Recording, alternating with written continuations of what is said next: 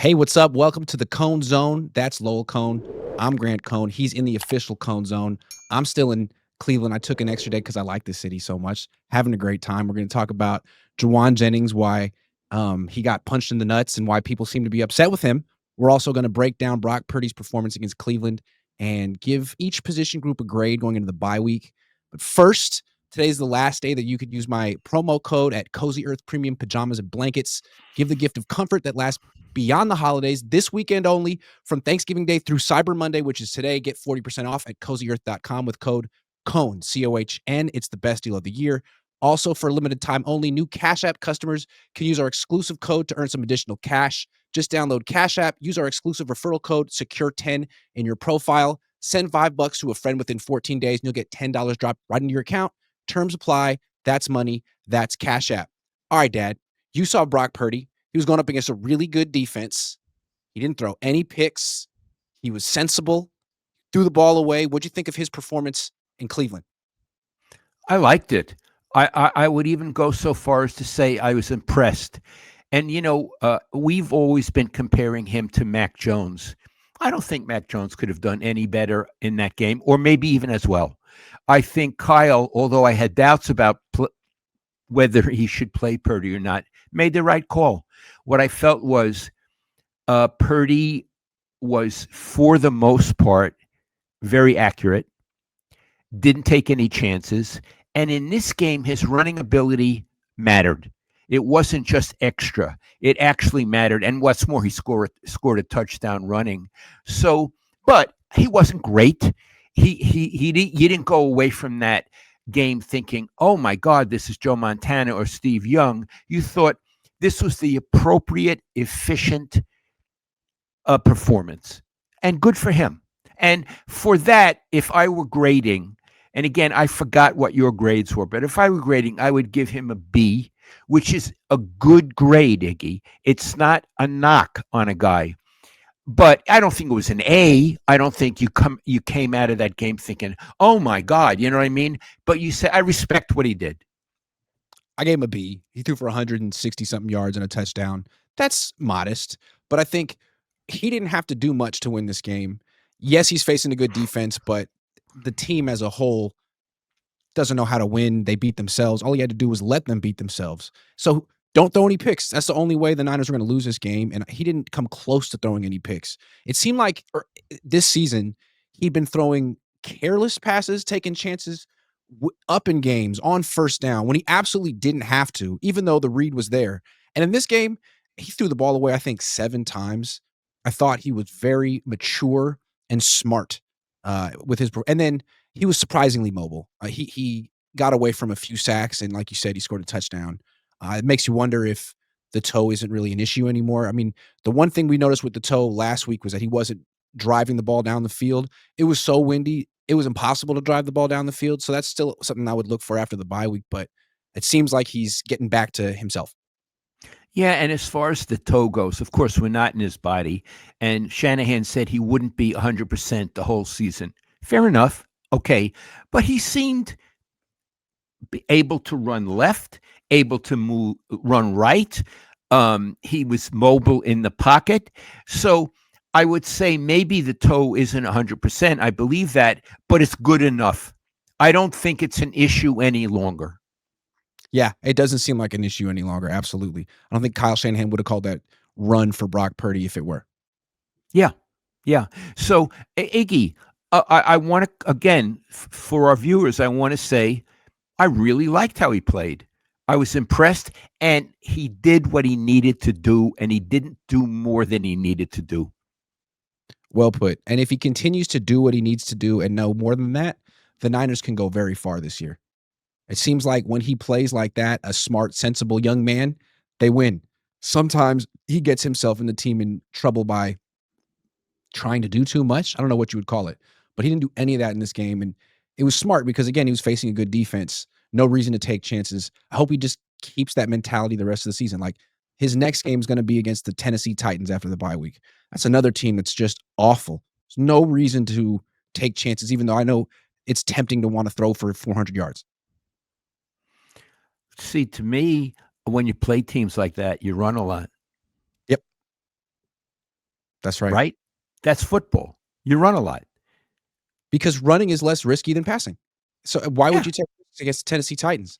They're gonna lose. That's Yeah. what they do. How many wins do they have? What, do they have one win? Let's learn about the Tennessee Titans. Hold on. Titans stats. I don't even know about the Titans. Like, I don't think anyone's looked into them yet. All right. They're 1 and yeah, you're right. 1-11. That's pretty good. They already fired their coach. They beat the Cardinals 2 Oh, months since then. They haven't won a game. They most recently lost 25-3 to the Jacksonville Jaguars. This is a team. yeah. This is a very bad team. And the Niners have no business putting on an aerial display. Just run the goddamn ball. Make a short game. You know what I mean? You want to throw passes, throw screen passes, stuff like that. Just, what's the point? You don't want to get anybody hurt. I got something I want to say. So to me, this season for Brock, it's not about the toe anymore. It's about the interceptions. And in this game, he didn't throw them. I thought he learned from last week. The only reason that game against the Panthers was close is because he took chances he didn't need to take, even if the passes were open. And, in training camp, he throws a lot of picks. And I mention it and talk about it. And people say, leave him alone. He's trying things. He's learning things. He's learning what he can and can't get away with. Well, I think that happened against Carolina. Learn what he can and can't get away with, and hopefully he'll be a more cautious Brock the rest of the way. Instead of cautious, how about prudent? Prudent is the right word. We don't want him to be cautious. Yeah, but we don't prudent. be Alex Smith. Right. He was Prudent cautious and decisive. Yes. That's true. I like it. Alex Smith, as much as I like him, good quarterback, very nice man. He was too cautious. The issue with him was not could he make the throw, it was would he make the throw. Yeah. And oftentimes he wouldn't, and his wide receivers hated him for it. Gammon Brown says, Lowell, who was the biggest garden tool you covered? I don't know what garden tool means, sweetie. Probably a jerk. The biggest garden tool I covered on the 49ers, Terrell Owens.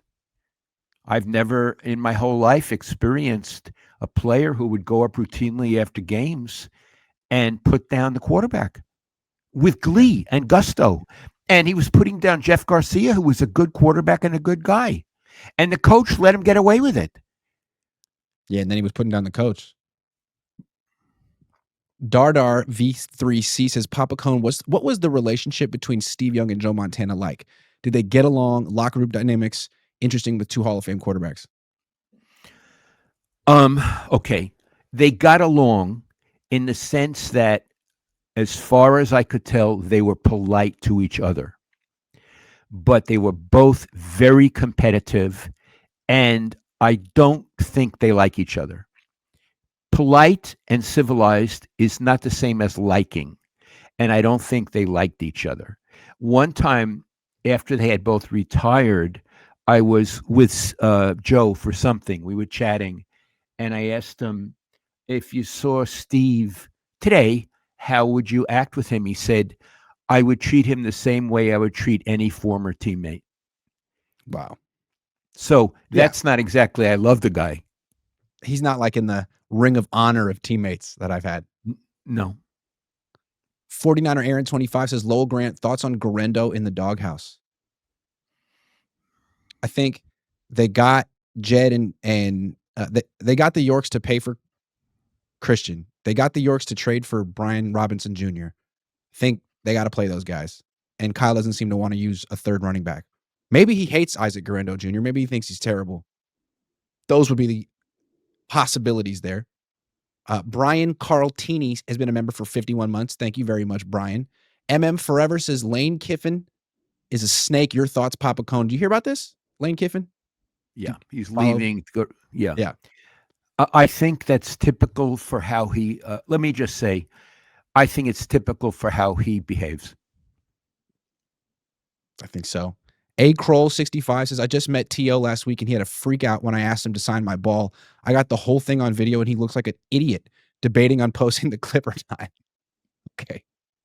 You know, Well, I always felt T.O. meant well, but